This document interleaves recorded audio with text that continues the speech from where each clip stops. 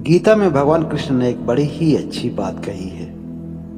निराशावादी अपेक्षावादी होते हैं, अर्थात निराशा का जन्म ही किसी भी अपेक्षा की वजह से ही होता है। किसी भी मनुष्य की मर्जी के बिना उसे कोई निराश नहीं कर सकता है। इस धरती पर जन्म लेने वाला हर आदमी ईश्वर का फरिश्ता बन सकता है और फरिश्तों के पास अपना कोई भी दुख नहीं होता है। वैसे तो फरिश्ते दुखित नहीं होते हैं, लेकिन अगर कभी दुखित भी हो जाए तो उनका अंश मात्र का दुख सामने वाले के दुखित होने की वजह से होता है। अब यहाँ अधिकतर लोगों के मन में प्रश्न यह उठता है कि एक मनुष्य भला फरिश्ता कैसे बन सकता है। आदमी का कर्म ही उसे फरिश्ता बना देता है। फरिश्ते के पास न ईर्ष्या होती है, न द्वेष होता है, न अहंकार होता है, न ही उन्हें मान और अपमान का भय होता है।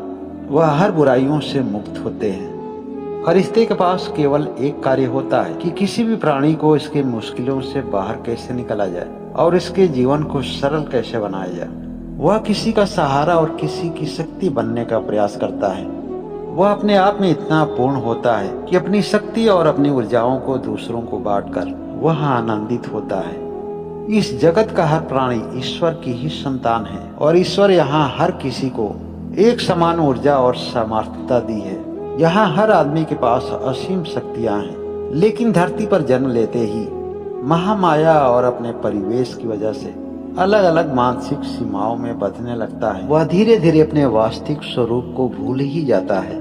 वह इस बात को भूल जाता है कि उसके अंदर असीम प्रेम पहले से ही मौजूद है। इसलिए वह दूसरों से प्रेम पाने की अपेक्षा रखने लगता है। जो है नहीं उसको अपना मानता है और जो है उसकी कभी उसे अनुभूति नहीं होती। ईर्ष्या, द्वेष और अहंकार उसका है नहीं, लेकिन धीरे धीरे उसे अपना ही समझने लगता है और जो प्रेम खुद उसके पास है किसी और की समझकर वह पूरी दुनिया से मांगता फिरता है। माया का प्रभाव मनुष्य पर जितनी ही हावी होती है, आदमी के अंदर अज्ञानता उतनी ही बढ़ती जाती है और अज्ञानता की वजह से उसे अपने मूल स्वरूप का विस्मरण होने लगता है। इसी विस्मरण की वजह से वह अपने आप को अधूरा समझने लगता है। अपने जीवन में खालीपन को दूर करने के लिए वह भौतिकवादी चीजों को इकट्ठा करने लगता है और नासमझी की वजह से जितना ही अपने आप को भरता है उतना ही वह अधूरा हो जाता है।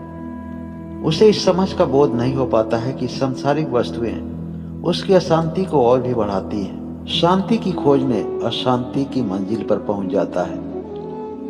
इसलिए प्यारे भाइयों, प्यारे दोस्तों, अगर आप चाहते हो कि जीवन में सुखी रहें तो अपने जीवन में सत्संग को महत्व दीजिए। यह केवल संत और फकीर के करीब रहने से ही बोध होता है। संसार की सभी वस्तुओं से विरक्त होते हुए भी अंदर से बादशाह होते हैं, लेकिन बाह्य जगत में दिखने वाला बादशाह अपने आंतरिक जगत में एक बहुत बड़ा कंगाल होता है, दरिद्र होता है। पूरे जगत को जीतने वाला केवल इतना ही संदेश देता है, खुद को नहीं जीत सका और खुद से ही हार गया।